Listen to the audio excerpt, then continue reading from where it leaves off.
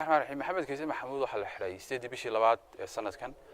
markii hore la xirayna waxa la sheegay in arrimo Facebookiisa ku soo qoray lagu xiray kolka muddaan dacwadiisa la soo gudbin oo xabsiga ku jiray saldhigga hadda ayaa ADC rasmiga ah la soo gudbiyay runtii markaan eedda akhrinayna aad baan ula yaabnay nuxur ahaan eed waxa la xiriiray laba eedood baa loo soo gudbiyay qoraallo Facebook la soo dhigay labada qoraalada lagu haysto midkood waxa la leeyahay waxa aflagaadisay madaxweynaha Soomaaliland sababtoo ah waxaad ku sheegtay madaxweynuhu yahay local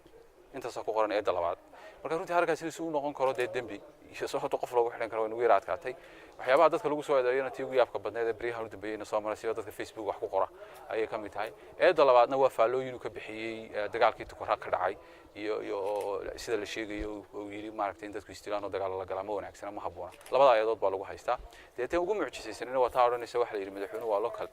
saas daraadeed madaxweynaha ayad aflagaadiisay baa leeyahay eeduna waxay nuxurkeedu noqonaysaa eedda labaad aflagaada madaxweyne waxay yiraahdeen haddii eedisoodu waa akhriyo waxa tiri madaxweynuhu waa local arrinkaasna waxa uga jeedinayaan madaxweynuhu ku aflagaadiisay baa leeyahay saas ay u dhigtay xeeralaad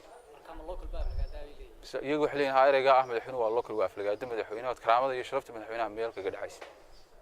waxaan ka codsanaynaa runtii madaxweynaha jamhuuriyadda Soomaaliland oo aan ogahay inaanu waxan ka warhaynin oo aanu